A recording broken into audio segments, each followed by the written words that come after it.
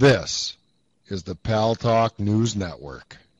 The views expressed are solely those of the speaker and not necessarily those of Paltalk.com, AVM Software, or its advertisers.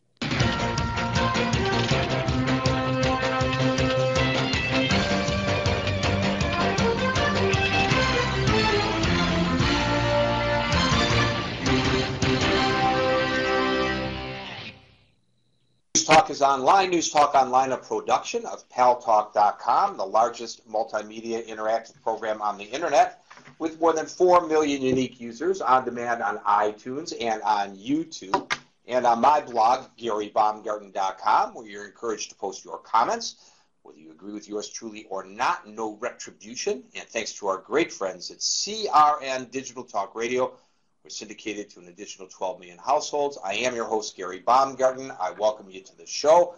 Once again, I want to remind you that you should be going often. We've been updating it like crazy, the Paltalk News Network site.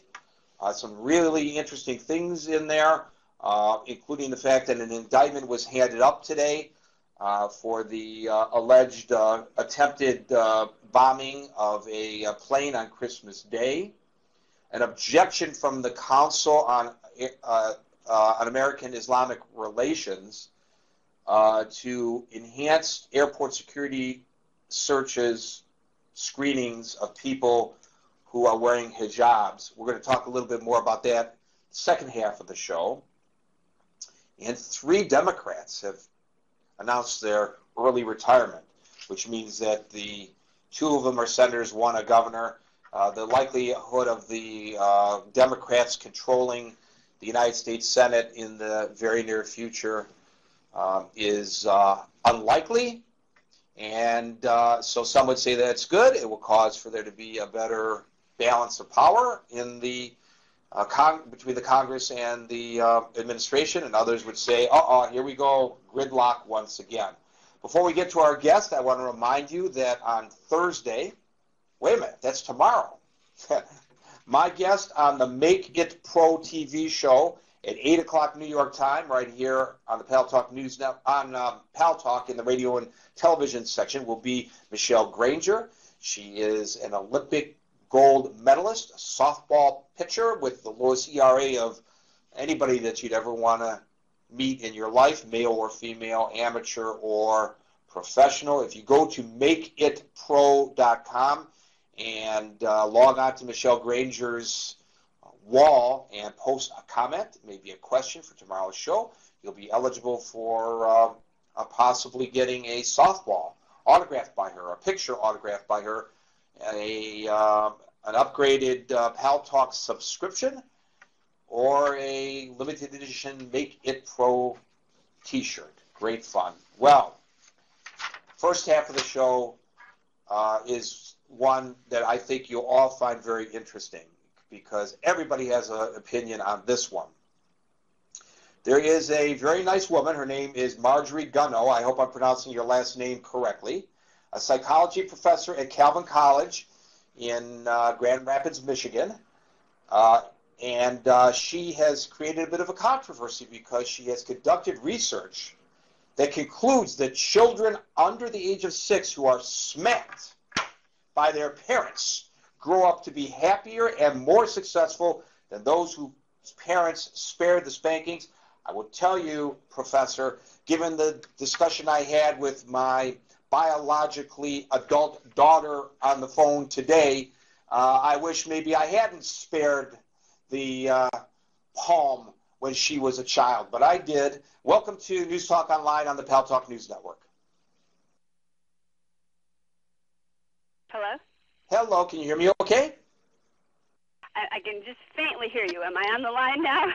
You are on the line. Did I pronounce your surname properly, Gunnoe? You did, correct. Wow, first time. Gold star for Gary.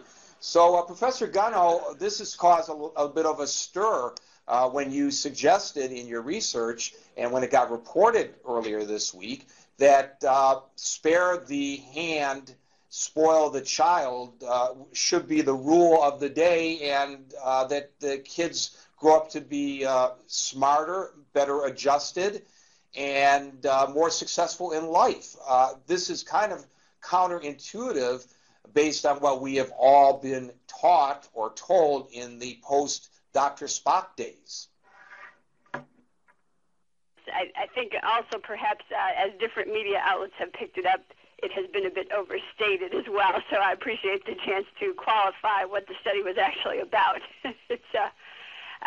The situation is that there are many countries in the world that have outlawed physical discipline with children, and there are people in the United States lobbying for that as well. And they are doing this lobbying probably for two reasons.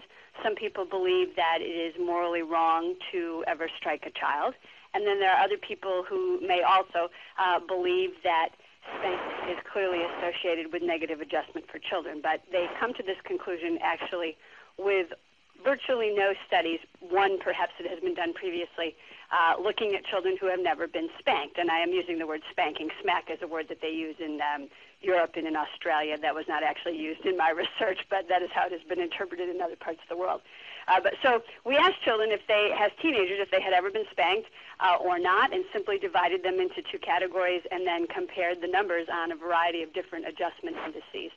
And the bottom line is that the group who has never been spanked looks quite similar to the group that was spanked only as children, to the degree that there were very slight differences.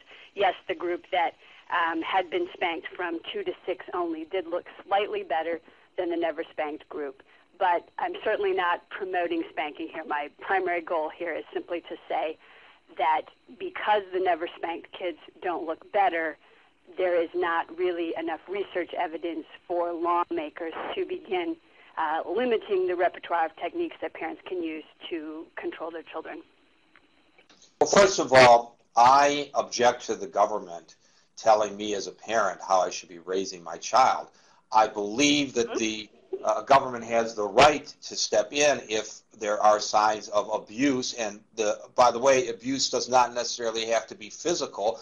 It can be emotional, and sometimes emotional abuse, which is more difficult to detect, can be more injurious to a child than physical abuse. But the one issue that I have is how can we as parents be certain we don't cross over the line behind a little smack on the butt sometimes, we lose control of ourselves when we get physical inadvertently, and then we end up hurting our own children.